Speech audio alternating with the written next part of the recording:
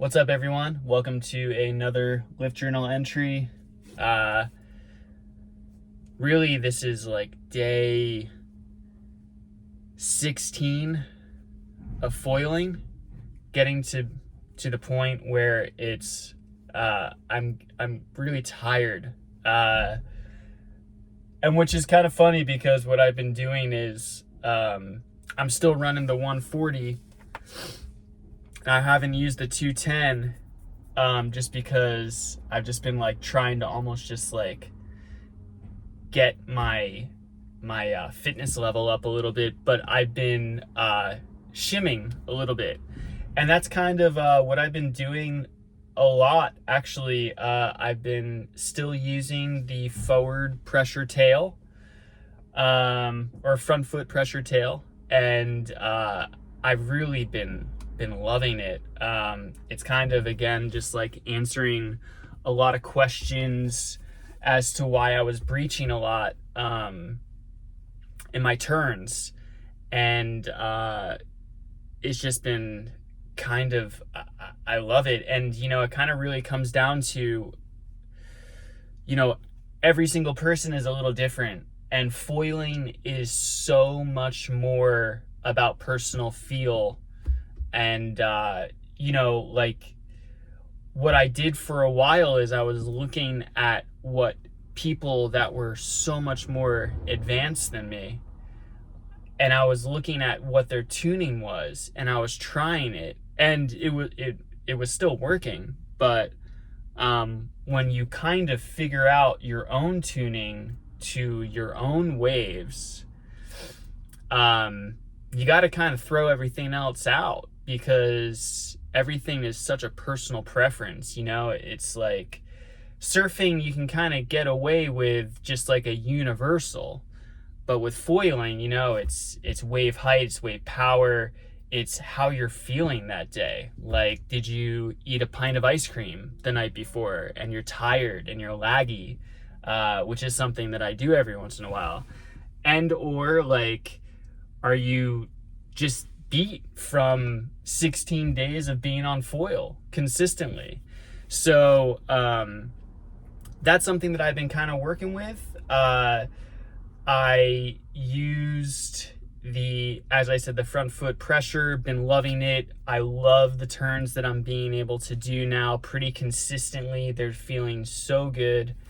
And then at a point, I started to get a little tired halfway through a session, so I decided to pop in the 0.5 shim.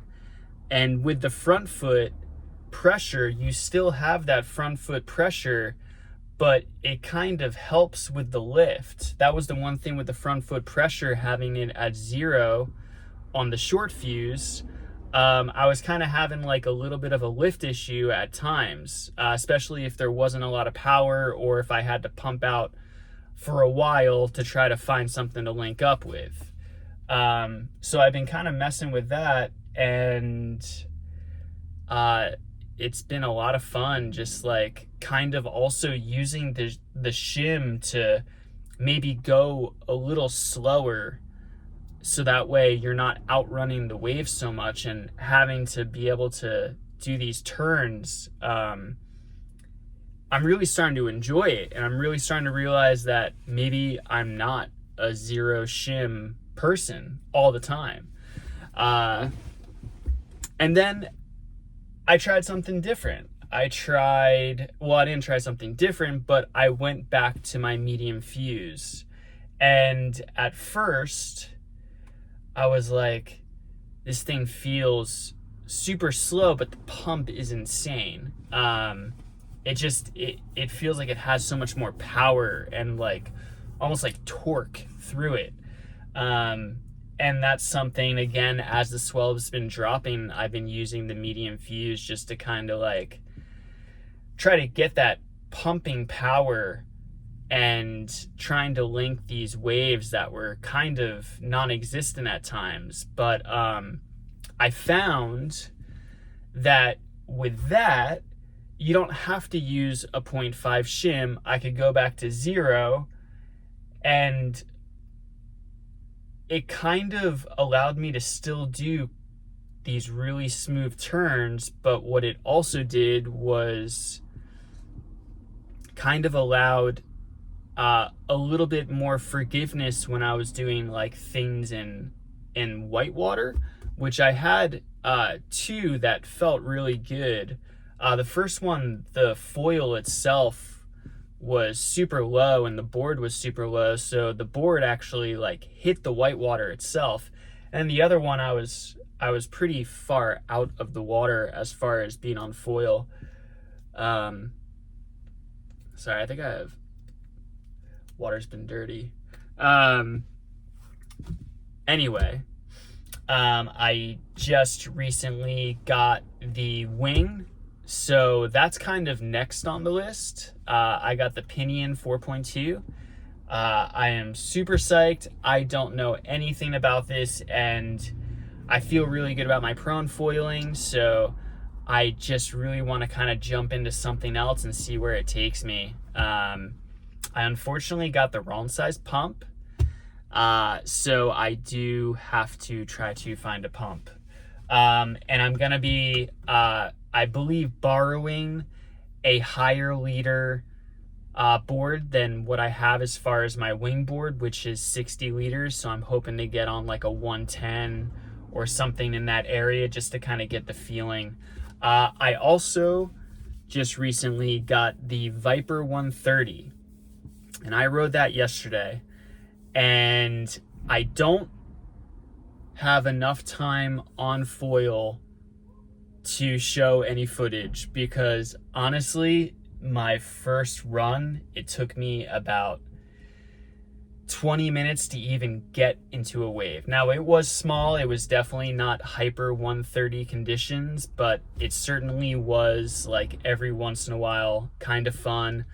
I went up to a 1 degree shim because that's kind of what I read about, and I used the medium fuse. The first couple times it felt so weird, and then I finally got a few where the carving felt insane. Again, I didn't get footage because I just really wanted to like try it out for me and not have like pressure. Not that I really get pressure, but like, you know, like it would be a big bummer if I took the Vyper 130 out and shit, have I been saying hyper this whole time? I got a Vyper 130. But it would be a bummer if I filmed and just like foiled horrible. Like, I don't want to see that. One thing I will say, and something that I'm a touch nervous about, the Firebolt. So the Vyper definitely needs, from what I found, to be pushed up in the tracks, and I'm not sure if that board is going to do it. So I'm contemplating getting another board, and also kind of something to push my foil just a little further up in the tracks for the progression as well. I found that like I have to kind of shim when I'm tired and also when I'm in smaller surf. So instead of shimming, I would rather push the foil up just a little bit more.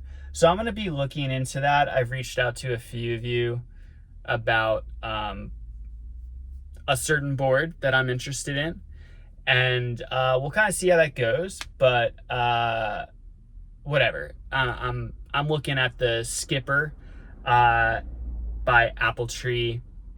I really love their construction. All the construction is sick by everybody, but their construction, I really loved it. I loved how you can ding it and you didn't really have to like get out of the water and make sure that it was fixed. Anyway, Skipper, I'm a little nervous about going from the 32 liter Firebolt V2 to the Skipper, which is 28 liters. I don't want to go up in liters. I want to keep going down because every single time I do go down in foil board size, it just keeps getting better. I do not mind also the little bit of width that would be coming with that. I really like the narrowness of the board itself, the Firebolt V2, but I do find my back foot every once in a while, if it's a little off, I'm practically off, and I feel like my stance is slowly getting a little bit slightly offset. Actually, I've been looking at some footage of mine, and every once in a while I'm duck-footed, and what duck-footed is it's actually a snowboard way that we used to ride snowboards back in like late 90s and 2000, where your feet would literally be like this to a degree. And I love the Firebolt, but I feel like I need a little bit more width in the board, and I'm interested in seeing what that thinness will feel. I hear nothing but good things about the thinness of a foil board with a connection to the foil. Anyway, that's all I got. I got a lot of cool stuff coming up. You're gonna see me get the shit kicked out of me with a wing, which is gonna be so exciting for you guys and awful for me. And also me trying to figure out how to use the Vyper 130, which is going to be a slight struggle, but I've been told that it is still to the day the best surf wing out. So, be cool, peace out, chat soon.